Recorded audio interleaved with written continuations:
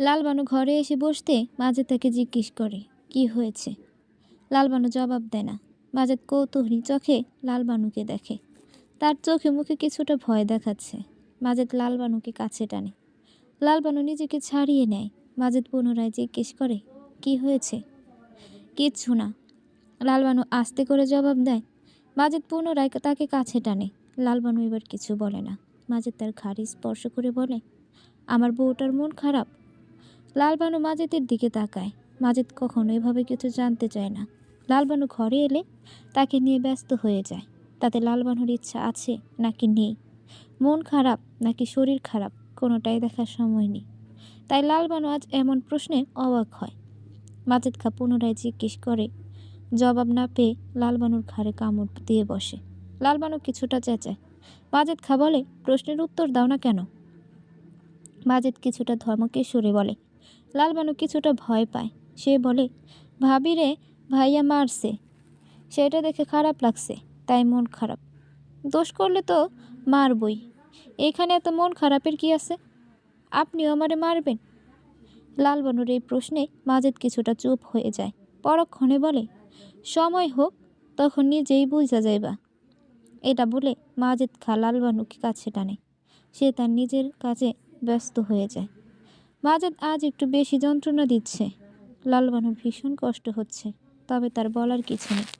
এটা তো ভুল কাজ নয়, উল্টো সে বাধা দিলে তার পাপ হবে। সুলতান মাঝে সাঝে নীলুফাদের বাড়িতে আসা যাওয়া করে। নীলুফার বিষয়টা বড্ড বিরক্ত লাগে, কারণ সে জানে সুলতান মিথ্যা বলছে। সে তার বাবার থেকে কোনো টাকা ধার নেয়নি। সে যে অজুহাতে বারবার আসে। আজও সুলতান এসে নীলুফার মায়ের সাথে গল্প জুড়ে দেয়। নীলুফা বিরক্ত হয়ে উঠান থেকে ঘরে চলে যায়। সুলতান সেটা দেখে মুচকি হাসে। এভাবে সুলতানের ধীরে ধীরে আসা যাওয়া বেড়ে যায়। রাস্তাঘাটে নীলুফার সাথে চোখাচোখি হয়।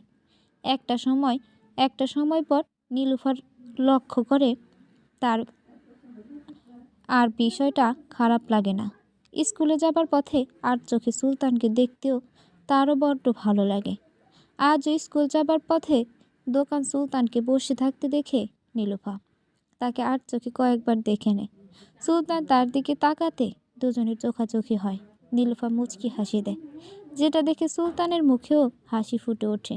সে বুকে হাত দিয়ে বলে, মনটা খুশি হয়ে গেল। নীলুফা কথাটি শুনে লজ্জা পেয়ে চলে যায়। নীলুফাকে লজ্জা পেতে দেখে সুলতান বুঝে যায় নীলুফা তার প্রতি দুর্বল হচ্ছে। হয়তো খুব শীঘ্রই তাদের মাঝে কিছু একটা ঘটবে। নিজাম মাসিক ছুটি পেয়ে বাড়িতে আসে। তার মা জাহানারা বেগমের সাথে কোনো একটি বিষয় নিয়ে তর্ক করছিল। এক পর্যায়ে জাহানারা ব্যথিত গলায় বলল, তুই আর নীলু ছাড়া আমার কে আছে?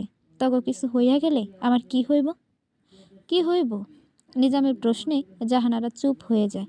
নিজাম পুনরায় বলে, আমরা এই গ্রাম থেকে কোথায় চলে যাব আম্মা? শহরে যাব?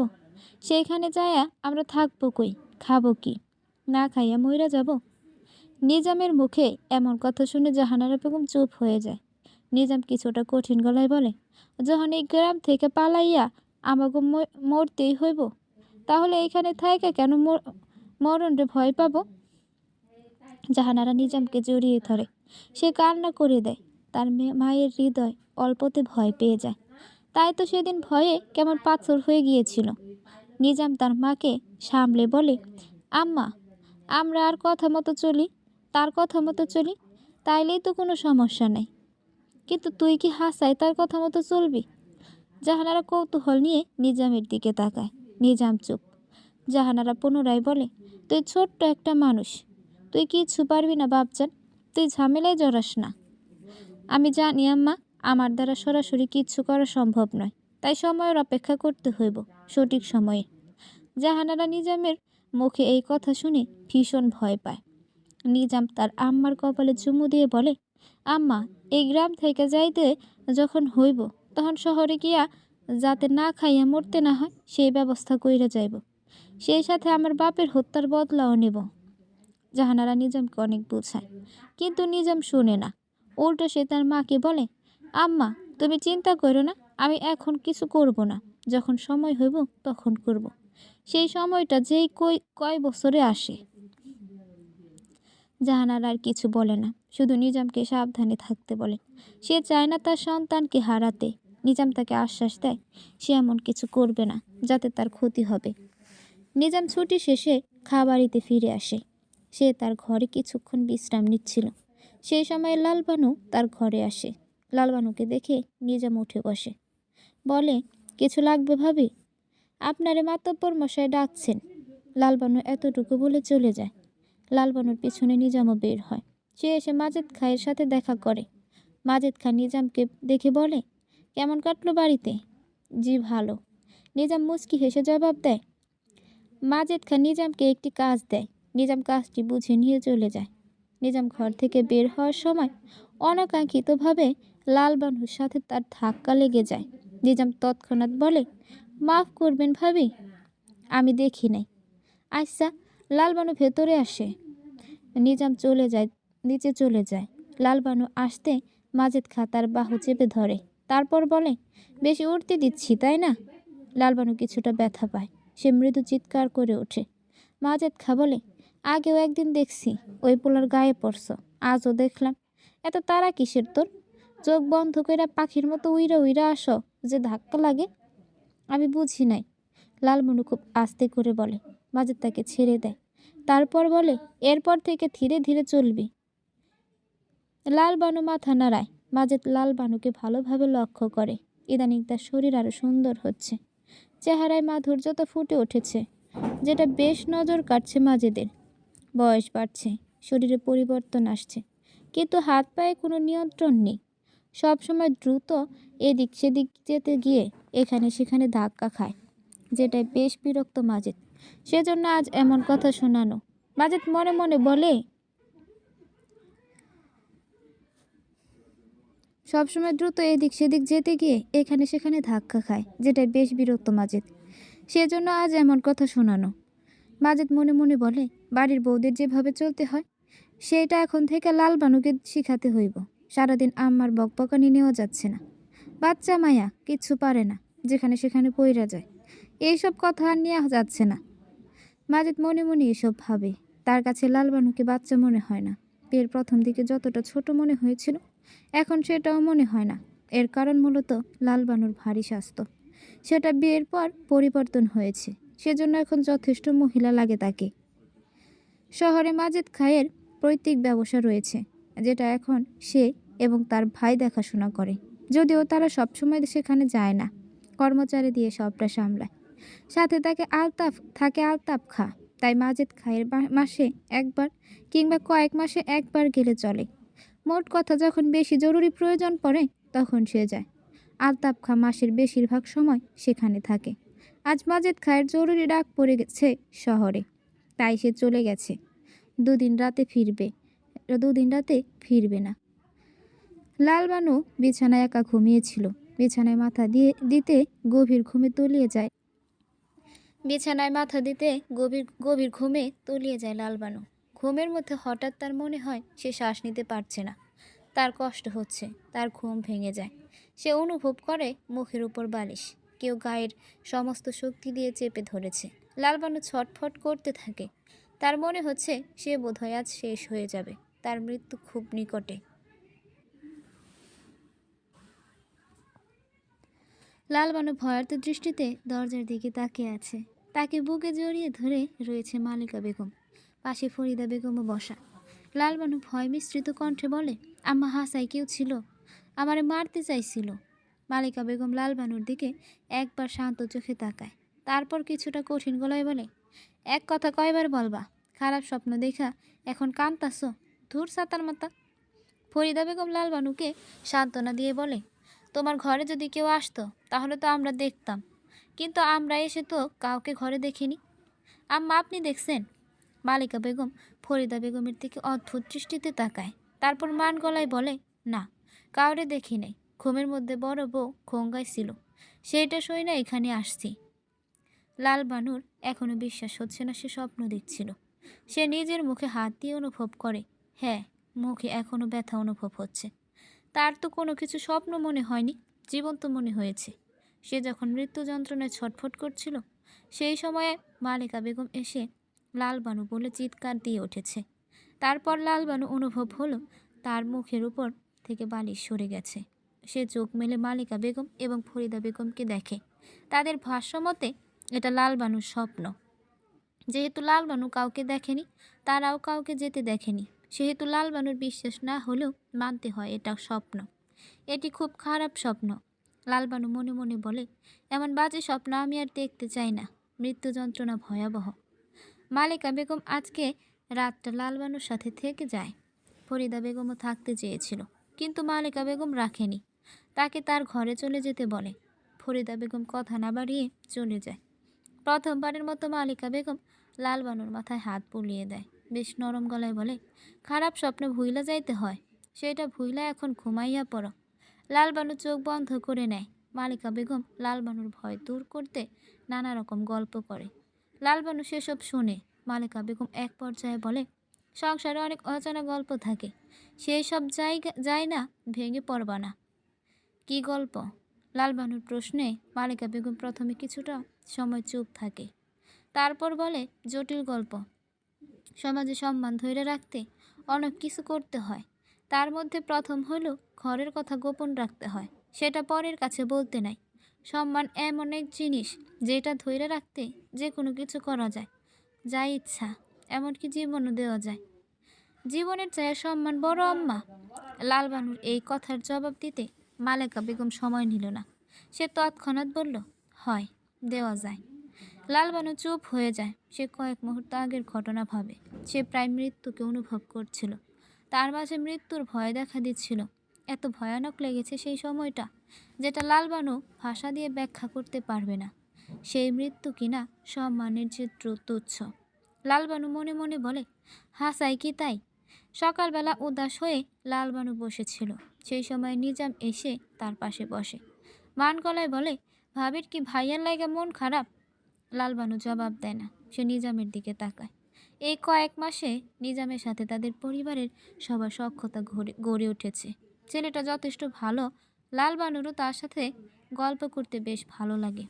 এর বোধহয় একটা কারণ, লালবানু এবং নিজাম দুজনে এই বাড়ির মধ্যে সবচেয়ে ছোট। সেজন্য বোধহয় তাদের গল্প ভালো জমে। লালবানু এই সব ভাবছিল, সেই সময় নিজাম পুনরায় একই কথা বলে। লালবানু জবাব না দিয়ে বলে, আপনি রাইতে কখন ঘুমান? হঠাৎ এই কথা।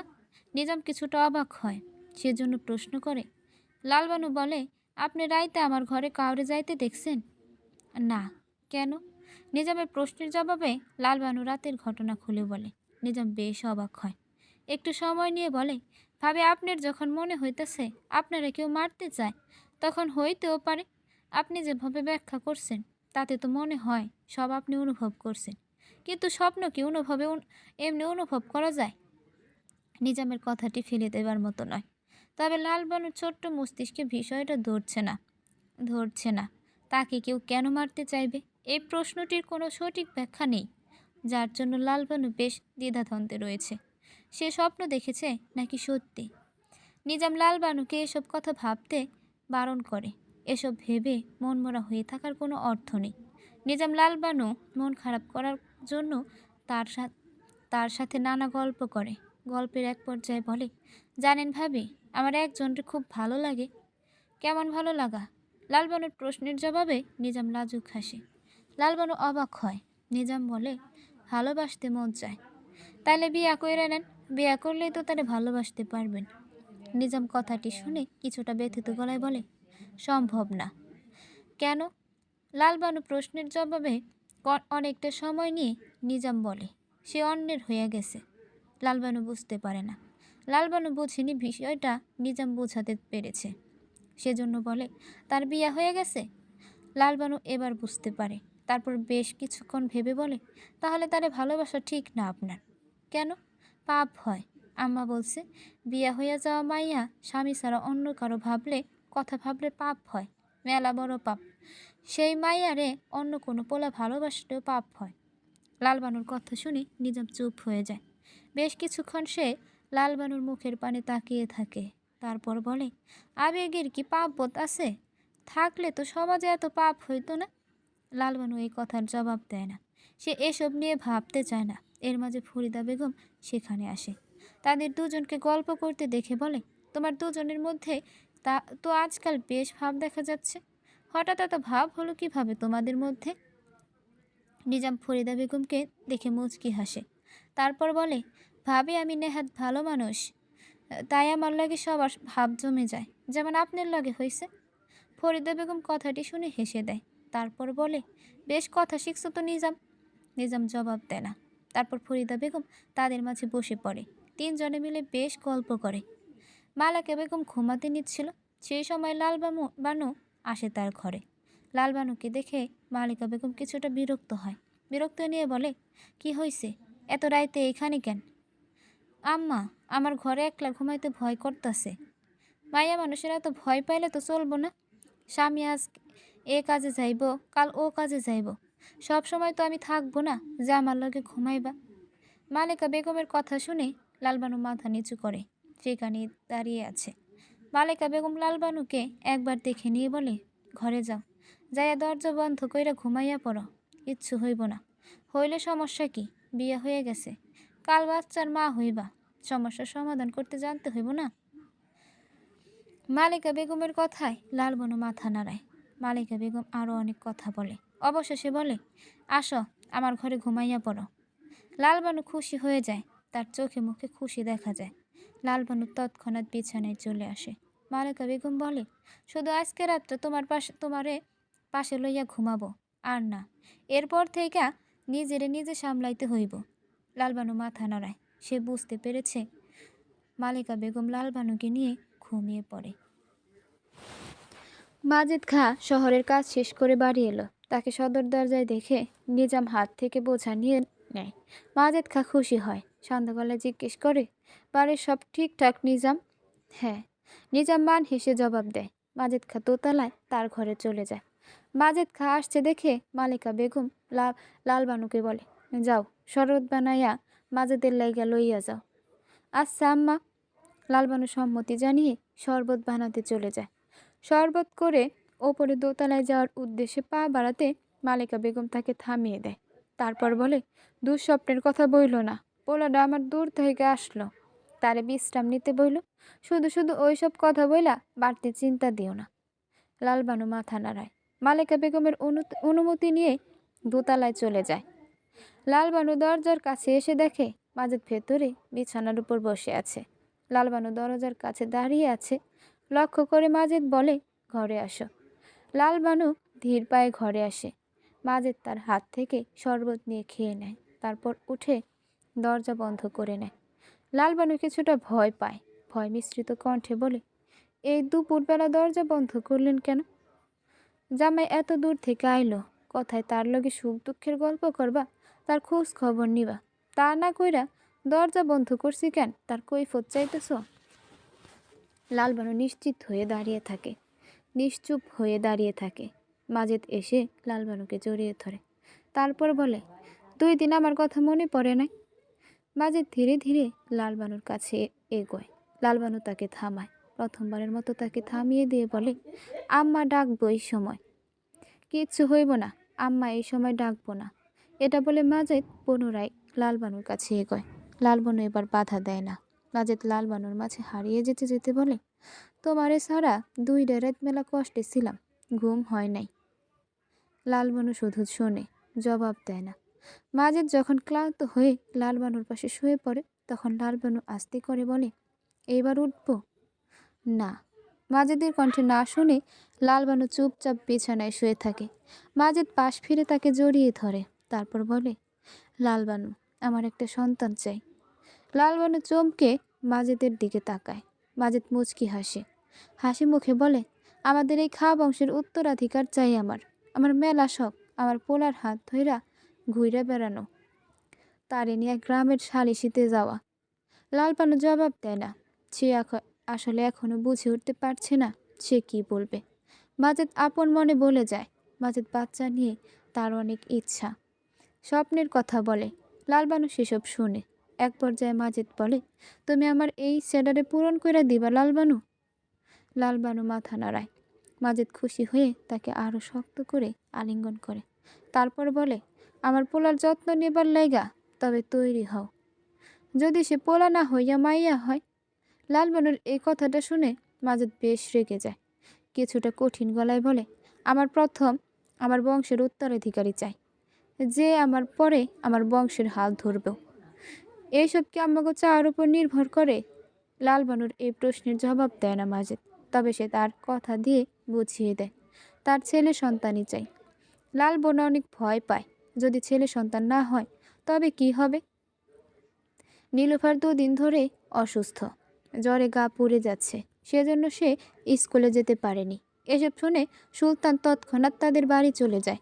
জাহানারা বেগম একটি কাজে বেরিয়ে গিয়েছে। নীলুফা বিছানায় শুয়ে আছে। সেই সময় সুলতান নীলুফাদের ঘরের দরজার কড়া নাড়ে, শান্ত গলায় বলে, চাচি। সুলতানের গলা শুনে নীলুফা বিছানা থেকে উঠে বসে, আস্তে আস্তে উঠে গিয়ে দরজা খুলে দেয়। সুলতান নীলুফার ফ্যাকাশে মুখশ্রীর দিকে তাকিয়ে থাকে। নীলুফা নরম গলায় বলে, আপনি এখানে? চাচি বাড়িতে নাই। নীলুফার থেকে হ্যাঁ সূচক জবাব পেয়ে সুলতান তৎক্ষণাৎ নীলুফাকে জড়িয়ে ধরে। নীলুফা হতভম্ব হয়ে যায়। সুলতান পাগলের মতো বলে ওঠে, তোমার কিছু হয়ে গেলে আমার কি হইব? নিজের যত্ন নিতে পারো না, এমনি জ্বর বাঁধাইলা কিভাবে? সুলতানের এমন উদ্বিগ্ন কণ্ঠস্বর শুনে নীলুফা ঘুরে চলে যায়। সেও লাজ লজ্জা ভুলে সন্তানকে জড়িয়ে ধরে। সুলতান খুশিতে কান্না করে দেয়, পাগলের মতো বলে, তোমারে 2 দিন না দেখা আমার অবস্থা কেমন হয়েছে জানো? এভাবে কেউ জ্বর বাঁধাইয়া ঘরবন্দি হয়? নীলুফা জবাব দেয় না, সে আরো শক্ত করে সুলতানকে জড়িয়ে ধরে। বেশ কিছুক্ষণ পর নীলুফার হুঁশ ফিরলে সে সুলতানকে ছেড়ে দেয়। তারপর বলে, আম্মা এসে আমাদের এভাবে দেখলে খুব খারাপ হবে। বেশ তো, বিয়ে হয়ে যাইব। সুলতানের কথায় নীলুফা মুচকি হাসে, তারপর বলে, আমি আপনাকে কেন বিয়ে করব? সুলতান জবাব দেয় না, সে নীলুফার চোখে চোখ রাখে। নীলুফার চোখ সরিয়ে নেয়। সুলতান বলে, তোমার চোখে জবাব আছে। নীলুফা জবাব দেয় না, তার ভীষণ ভয় হচ্ছে। এভাবে ফাঁকা ঘরে 2জন যুবক যুবতীর একসাথে থাকা ঠিক নয়। সে বেশ শান্ত গলায় বলে, আপনার এখন যাওয়া উচিত। সুলতান মাথা নাড়ায়।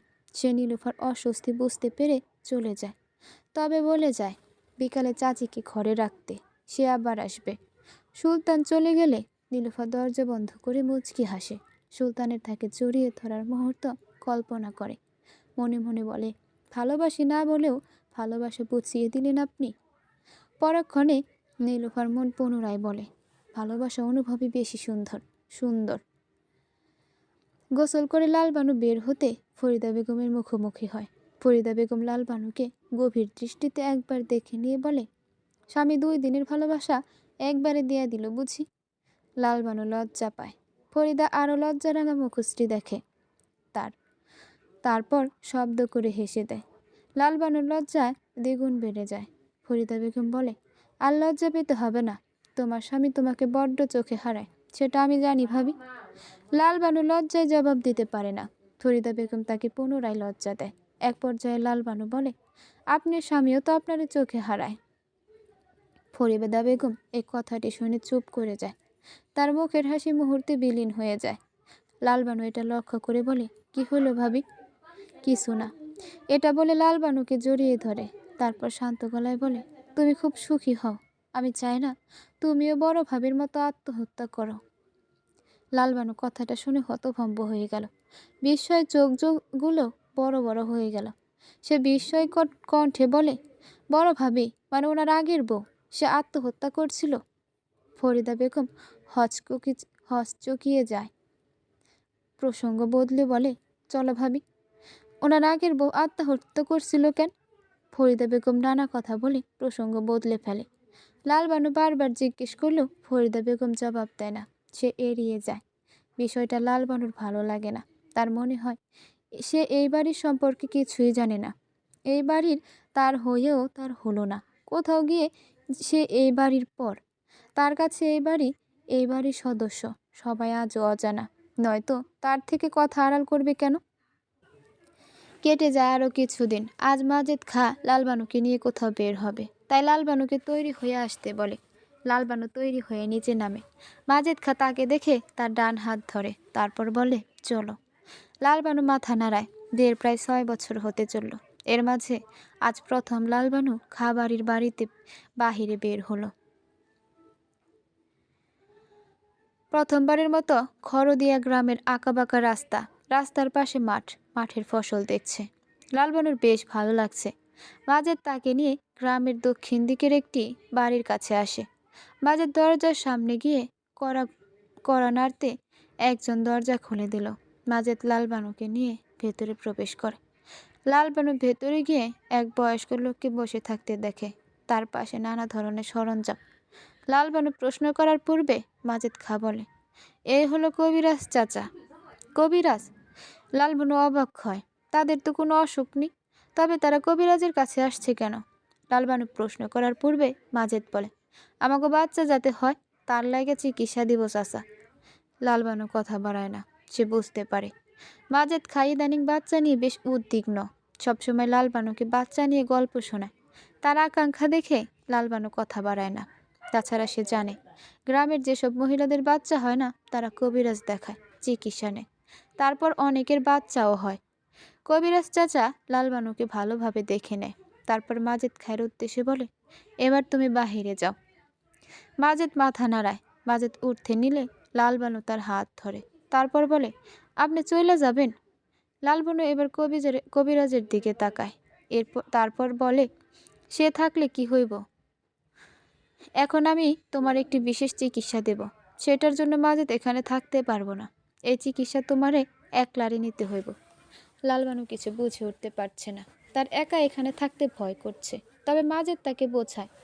মাজেদের কথায় ভরসা পেয়ে লালবানু থেকে যায়।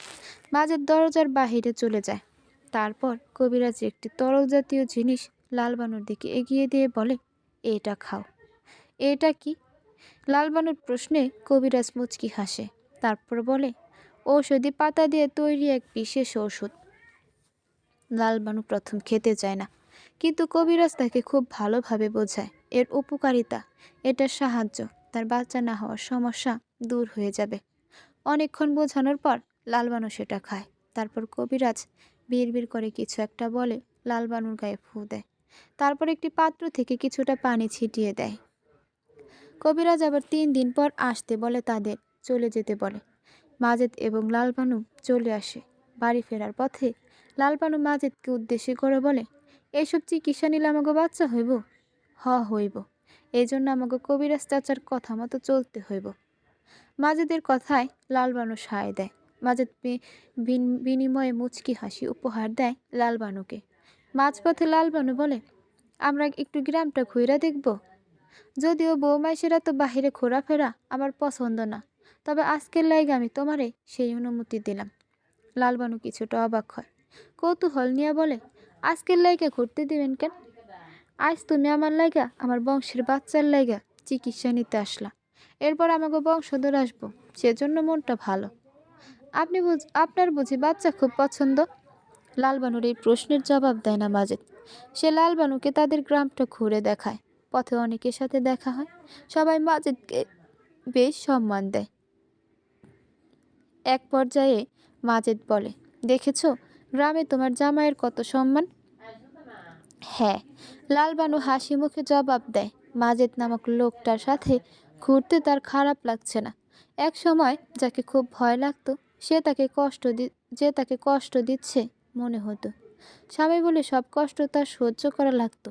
তাদের মাঝে সম্পর্কটাকে দায়বদ্ধতার লাগতো। সেখানে বর্তমানে তার এসব কিছুই মনে হয় না, বরং লোকটাকে তার ভালো লাগে। লালবানু মনে মনে বলে, এটাই কি বিয়ার বন্ধন? যার লাইগা তার জন্য আমার হৃদয়ে মায়া জন্মাইছে। কবিরাজের কাছে থেকে লালবানু বাড়ি ফিরতে ফরিদা তার ঘরে ডেকে নেয়। লালবানু ফরিদার ঘরে এসে বলে, এমনে ডাকলেন ভাবি? ফরিদা জবাব দেয় না। লালবানু পুনরায় জিজ্ঞেস করে। এবার ফরিদা বলে, কি খবর? কিসের খবর? লালবানু বুঝতে না পেরে জিজ্ঞেস করে। ফরিদা বেগম পুনরায় বলে, তোমরা আজ কবিরাজের কাছে গেলা না? সে কি বলল? সুখবর কবে আসবো? জানি না। ফরিদা লালবানুকে আজ কি হয়েছে সব জিজ্ঞেস করে। লালবানু সব বলে দেয়। ফরিদা সব শোনে। তারপর বলে, ভাবে আমার মনে হয় এইসব চিকিৎসার কোনো ভরসা নাই। কেন? লালবানু বেশ স্বাভাবিকভাবে প্রশ্ন করে। ফরিদা বেগম খুব সুন্দরভাবে গুছিয়ে বলে, আল্লাহ যখন বাচ্চা দেওয়ার তখন দিব। আমাদের সবার সেই সময়ের জন্য অপেক্ষা করা উচিত। এসব কবিরাজ কি আর বাচ্চা দিতে পারে? তাহলে তো আমারই হয়তো। বিয়ার তো মেলা বছর হয়েছে, এখন তো বাচ্চার মুখ দেখলাম না। ভাবি, আপনিও কি চিকিৎসা নিছিলেন? হয়, এই জন্যই তো বলি আমার চিকিৎসা নিয়ে কোনো লাভ হয়নি, বরং ক্ষতি হয়েছে। ক্ষতি? ফরিদা কান্না করে দেয়। লালবনু অবাক হয়। ফরিদা কান্না করতে করতে বলে, এই কবিরাজের ভূত চিকিৎসায় আমি আমার মাতৃত্ব হারিয়ে ফেলেছি। ফরিদা কান্না করে লালবানুকে তার দুঃখের কথা বলে। বিয়ের বছর খানিক পর হতে তারা বাচ্চার জন্য চেষ্টা করে, অনেক কবিরাজি দেখিয়েছে, কিন্তু কোনো ফলাফল পায়নি। পরে শহরে নিয়ে গিয়ে দেখালে জানতে পারে ভুল চিকিৎসা নেওয়ায় সে বন্ধা হয়ে গেছে। লালবানু সবটা শুনে বেশ ভয় পায়। ফরিদা বেগম বলে, আমি চাই না তুমি এই ভুল করো, সেজন্য বলি কবিরাজের দেওয়া ওষুধ খেও না, তার চেয়ে ভাইকে বোঝাও তোমার যাতে শহরে নিয়ে যায়। লালবানু মাথা নাড়ায়। সে ফরিদার কথা বুঝতে পারছে। ফরিদা তাকে আরো ভালোভাবে বোঝায়। সেই সাথে এটাও বলে, বাচ্চা না হলে পরে লালবানুকে মাঝের তালাক দিবে। সেই সময় লালবানু কোথায় যাবে? তাই তার প্রথমে সঠিক চিকিৎসা নেওয়া উচিত। সুলতান এবং নীলুফা একটি গাছের নিচে বসে আছে। দুজনের মধ্যে নীরবতা বিরাজ করছে। বেশ কিছুক্ষণ কেটে যায়। তারপর নীরবতা ভেঙে নীলুফা বলে, এভাবে কতদিন? কি? সুলতান বুঝতে না পেরে জিজ্ঞেস করে। নীলুফা বলে, এভাবে লুকিয়ে কতদিন দেখা করব? আমাদের এই সম্পর্কের পরিণতি কি? সেসব কিছু ভেবেছ? চলো বিয়া কইরানি। আমি তো চাই তোমারে বিয়া করতে, আমার ঘরের ঘরণী বানাইয়া বুকের মধ্যে বন্ধ রাখতে। শুধু ভাবলে চলবো? এজন্য চেষ্টা করতে হবে না? কাজ বাজ কিছু করা লাগবে না? নীলুফার এই কথায় সুলতান একটু চুপ করে যায়। তারপর বলে, করব। কবে? তুমি বললে আজ থেকে কাজে লাইগা পড়ব। সুলতানের কথায় নীলুফা তার দিকে তাকায়। সুলতান তাকে মিষ্টি এক হাসি উপহার দিয়ে বলে, তোমার লাইগা আমি সব করতে পারি নীলু। এত ভালোবাসা? নীলুফা অবাক হয়। সুলতান মুচকি হাসে, জবাব দেয় না। নীলুফা তার সামনে থাকা সুদর্শন যুবকের হাসি দেখে মুগ্ধ হয়ে তাকে দেখতে থাকে। লালবানুর গালে একটি থাপ্পড় বসিয়ে দেয় মাজেদ খা। লালবানু ছিটকে দূরে পড়ে যায়। মাজেদ কঠিন গলায় বলে, ঘরের বউ জামাইয়ের উপর দিয়া কথা বললে ঘরের অমঙ্গল হয়। এরপর থেকে এটা মাথায় রেখা কথা বলবি। মাজেদ খায়ের এই রূপ দেখে লালবানু চমকে যায়। এভাবে এতটা রাগান্বিত মাজেদ খাকে সে আগে কখনো দেখেনি। মাজেদ খা লালবানুর দিকে একবার তাকিয়ে ঘর থেকে বেরিয়ে যায়। লালবানু মেঝেতে গালে হাত দিয়ে বসে থাকে। সে ভাবনায় মগ্ন। সে ভাবছে, কি বলছে যার জন্য মাজেদ খা এমন করলো? সে শুধু বলেছে আল্লাহ চাইলে বাচ্চা হইব, এজন্য এইসব কবিরাজি দেখাইয়া লাভ নাই। মাজেদ খা তার কথায় প্রতিবাদ করায় লালবানু তার ভয়ের কথা বলে। সে বলে, এসব ভুল চিকিৎসা যদি আমি বা আপনি অসুস্থ হইয়া যাই, আমি বন্ধা হয়ে যাই, আপনিও হইতে পারেন। এজন্য মাজেদ খা এত রেগে গেল। লালবানু কি খুব খুব বেশি দোষ করেছে? সে কি চায় না তার বাচ্চা হোক? সে তো চায়। বাচ্চা না হওয়ার ভয়। ফরিদা বেগমের মতো বন্ধা হওয়ার ভয়েই তো সে এসব বলেছে।